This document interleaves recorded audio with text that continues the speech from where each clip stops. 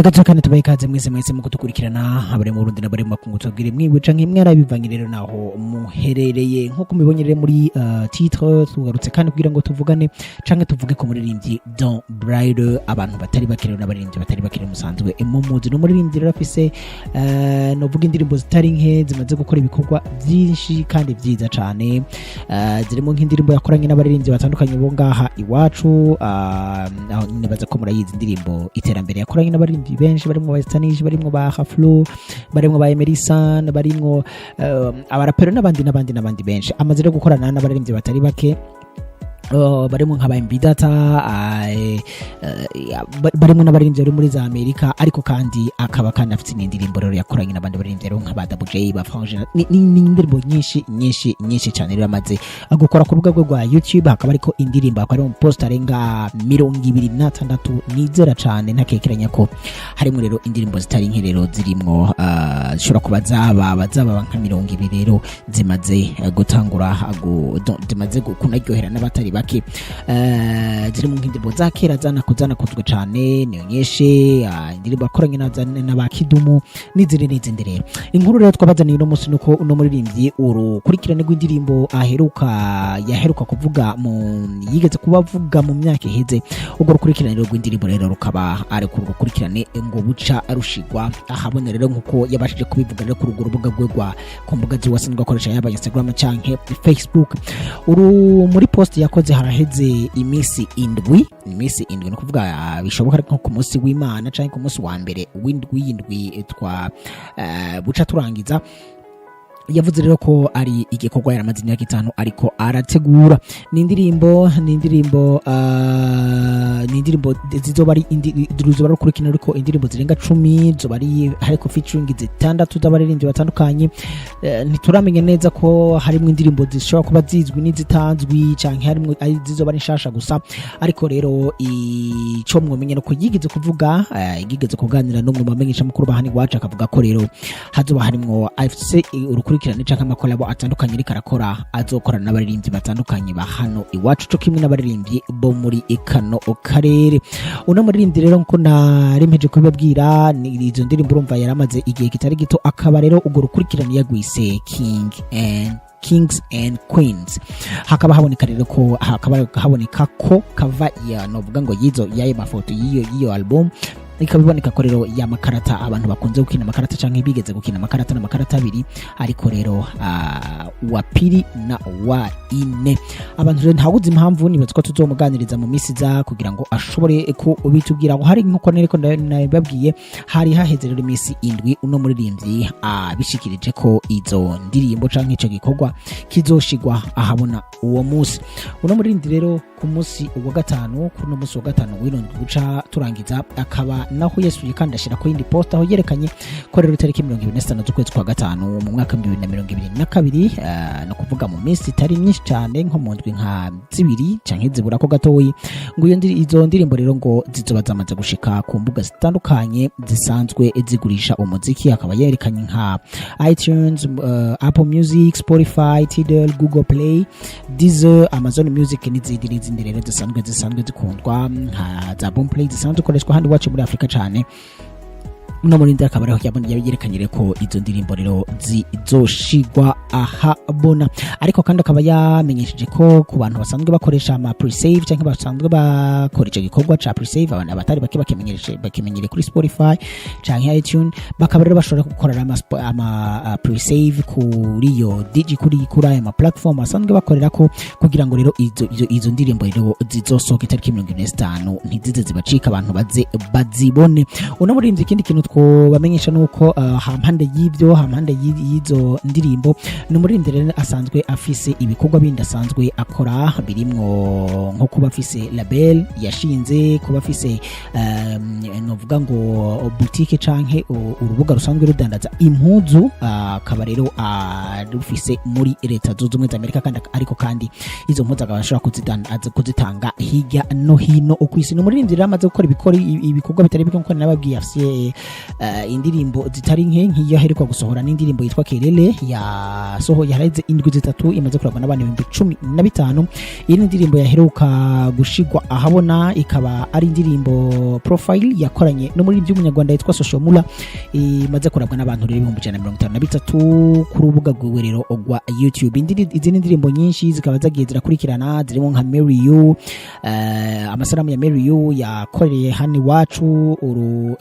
yari maze amezi indwi imaze kurabwa n'abantu 19. Huruma imaze amezi 10 yarabwe n'abantu 20. Magodoro imaze kurabwa n'abantu 2026 imaze umwaka. Iterambere nende babwiye yakoranye n'abarenze batari bake benshi batari bake ba hano iwacu imaze kurabwa n'abantu 33 n'izindi nyinshi turashobora gusubiramo kuri urwo rubuga rero rwiwe guno muririmbyi wacu. Urubuga rumaze gukurikirwa n'abantu bariko barababa 7,000 ariko kandi n'urubuga ubona ko rumaze iminsi ruriko rurakora kubera ko rumaze nko umva abantu 7,000 abantu bake bamaze kuraba uru rubuga. Rukaba rero rufise novuga rumaze kurabwa rufise viewers canke views zose hamwe ziriko zirababa miliyoni kubera ko zifise abantu zifise views 723 n'amajana 458 rwabaye créé canke rwashitsweho canke rwabonetse itariki 19 z'ukwezi kw'icumi mu mwaka w'2010 nk'uko rero biboneka kuri urwo rubuga rw'werero rwa YouTube. Nk'uko rero yabashije kuvyerekana n'umuririmbyi amaze igihe kitari gito, n'umuririmbyi yavutse itariki 25 z'ukwezi kwa gatanu mu mwaka w'1989. Akaba ari umuririmbyi n'umuvyeyi n'umwanditsi n'umupapa akaba aba muri Leta Zunze Ubumwe za Amerika rero kuva mu mwaka w'2009. Nkuko rero nabibabwiye asanzwe afise label yitwa DB Music Entertainment yashinze, akaba kandi afise n'urugo canke brand asanzwe akoresha ariyo yitwa rero Afrusa isanzwe ifise ibikorwa canke isanzwe ikorera muri Leta Zunze Ubumwe za Amerika. Don Bridle kandi akaba azwi cyane mu ijambo bita yagwa, arakunze kugakoresha cyane muri ino minsi, akaba ariko kanovuga ngo slogan yiwe rero asanzwe akoresha. Mu mwaka wa 2021 yarabafashe ikibanza ca gatatu muri Isanganiro Award. Abatari bakingira ngo baravyibuka ni ibintu byarinze byanabo banashaka byanatiye mu polemique cyane rero ku ruwo muririmbyi ko abantu benshi bariko baravuga ko ashobora kuba ariwe yateza gufata ikibanza ca mbere. Kimwibuka ko ikibanza ca mbere cyari cyafashwe na Double J, ariko rero abantu benshi bakavuga ngo ashobora kuba cyafashwe na ngo bamwivye n'ibiki n'ibindi bintu byinshi cyane kubera ko hari uruhande rumwe amajwi yasumbije abandi bantu bose, ariko mu nyuma nabo nyine ngo bishobora kuba bamusumbije ahandi ari naco bingeze ko namaze we akavuga ko nimba yabaye muri ico kibanza rero asanzwe ari ico kibanza yategerezwa kuba uno murenzi ntamaze kwitabira amahigano iryo higanwa ryo nyine kubera ko yarigeze kuba nomine canke yarigeze gushigwa mu gitigiri c'abariko kwizegwa ashigwa mu gitigiri c'abariko barahiganwa muri Tuvugane Award yabereye Kentucky haraheze igihe, ariko kandi yarabaye no mu Best Diaspora Artist muri Dikobo Music Award. Ino Dikobo nyene asanzwe anarimwo muri kino gihe irikira batwizera rero ko nawe nyine mu misi iza ashobora rero kuzobasha kuyitsinda canke agafata ikibanza ciza muri iryo higanwa rero uno muririmbyi yitabiriye. Nuko rero ivyo koko turabwira nibaza ko twosa n'ababigarukiriza hano, ariko kandi mwibuka ko uno muririmbyi ko nababwiye ko afise label asanzwe atwara, ni label biboneka ko uno muririmbyi yashizemwo uburyo butari buke. Ntibagiye nibaza ko abantu batari bake muribuka uno muririmbyi havugwa canke hari haboneka polemique yuko uno muririmbyi yoba yafungishije umuririmbyi Sadbi, aho byanavuzwe cyane n'umwe mu bantu bari begereye abantu bari bamwegereye ko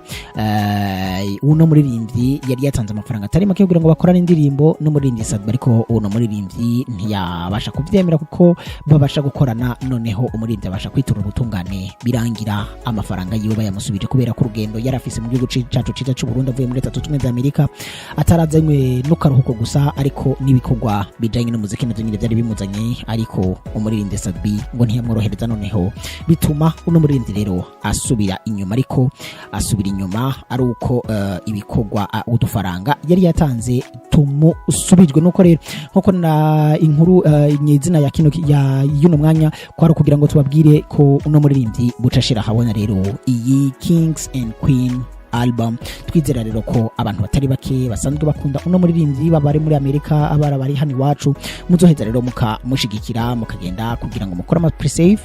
guhera ubunye mukora ama pre-save kugira ngo noneho no muririmbyi ibikorwa vyiwe bibashe bibandanye bitera bijembe asaba ni 6 twizere ko mu misi za canke mu mezi za canke mu myaka iza azoba rero ari nawe ari mu baririmbyi bariko barakora neza ko narijya ari no mu baririmbyi 3 canke 4 ba mbere b'abarundi bari ku mugabane wa Amerika bakora neza cyane kandi banaza mu gihugu kenshi gashoboka kugira ngo banakorane banashigikire abaririmbyi batandukanye bahano iwacu nuko rero nimba uri mushasha ntugende utagize subscribe nimba uri musangwa ugende ukubise ko akalike ariko kandi ugeze na commentaire kugira ngo tubashe kumenya byinshi bitandukanye muba muri ko muratwiyumvira ko canke mukeneye ko duhindura kuri micro yari je King and Cool naho ubutaha muno musi nkano mango mugira mu bahomo mugira aho muba mubawe